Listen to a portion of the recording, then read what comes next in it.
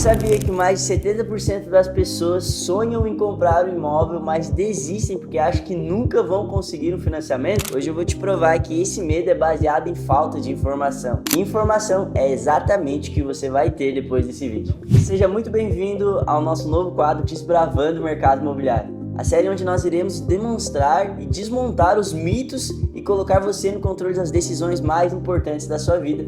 Eu sou o Rafael Santelena e no episódio de hoje a gente vai falar um pouco mais do tema que todo mundo usa, mas poucos entendem de verdade, o famoso financiamento imobiliário.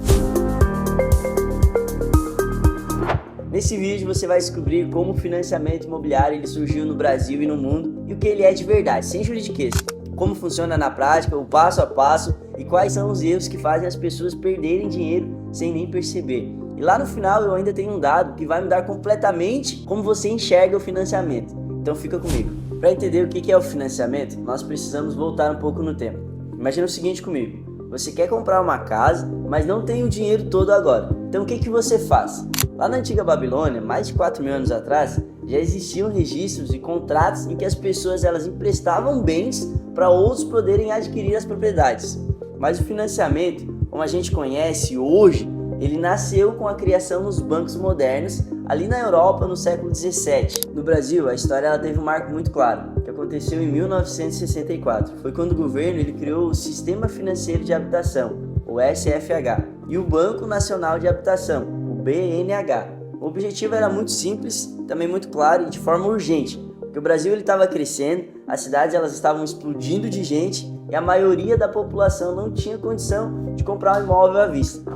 Então o BNH ele acabou sendo extinto ali em 1986, mas o SFH ele sobreviveu e até hoje é a principal estrutura de financiamento no país.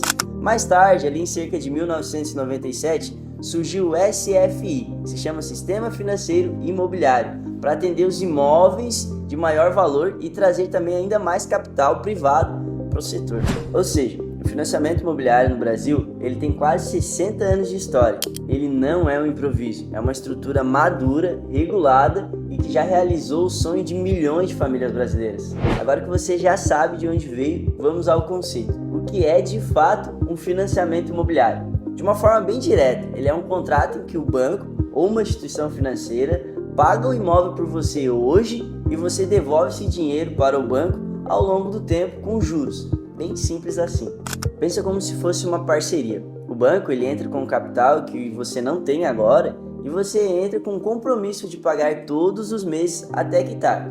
O imóvel fica como garantia dessa operação. Isso se chama alienação fiduciária. Não se assusta com o nome. Significa que o imóvel fica no nome do banco enquanto você paga e passa a ser seu, passa para o seu nome quando você quita. Existem dois sistemas principais que regulam esses contratos no Brasil. O SFH, que é o Sistema Financeiro de Habitação, esse é para os imóveis de até 1,5 milhão que usam dos recursos de FGTS e da poupança. A taxa máxima dele é 12% ao ano. Depois tem o SFI, Sistema Financeiro Imobiliário, para os imóveis acima desse limite. Taxas e condições são negociadas livremente com o banco ou a instituição financeira. Agora vamos ao que todo mundo quer saber de fato, como que isso funciona na prática.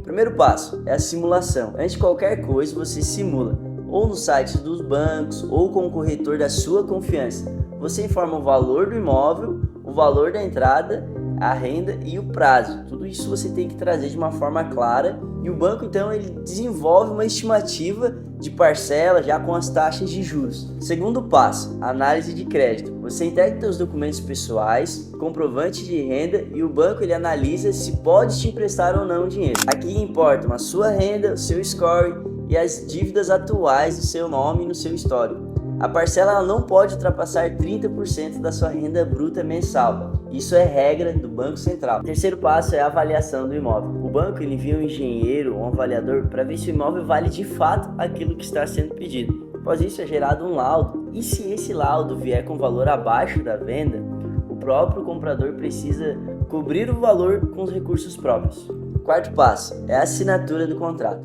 Após tudo ser aprovado, você assina o contrato no cartório. Existem também custos nessa etapa, a ITBI, o registro em cartório e os custos efetivos total do financiamento. Esses valores eles somam em torno de 3% a 5% do valor do imóvel. Se planeje para isso. Quinto passo é o pagamento das parcelas. A partir daí, você paga mensalmente. Aqui entram 2 sistemas de amortização que você precisa conhecer. A primeira é a tabela SAC. Parcelas decrescentes. Você paga mais no começo e vai aliviando com o tempo. No total, paga menos juros. A segunda é a tabela Price. Parcelas fixas do início ao fim, mais previsível, mas no total você paga mais juros. Vamos lá, um exemplo na prática para você. Um imóvel ali de 400 mil, você dá uma entrada de 20%, cerca de 80 mil, e um financiamento de 320 mil em 360 meses, cerca de 30 anos aí para você pagar, com a taxa de 10%. As parcelas iniciais na tabela SAC ficam aproximadamente de 3.556. E se você for fazer na tabela Price, fica aproximadamente 2.808.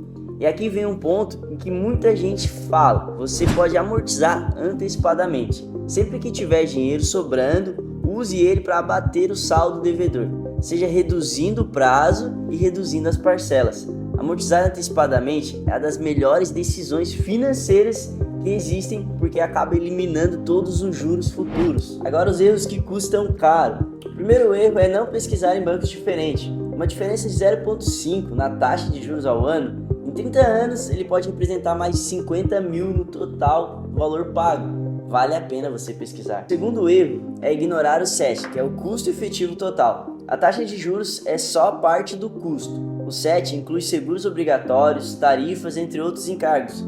Compare sempre pelo CET. O terceiro erro é comprometer demais a renda.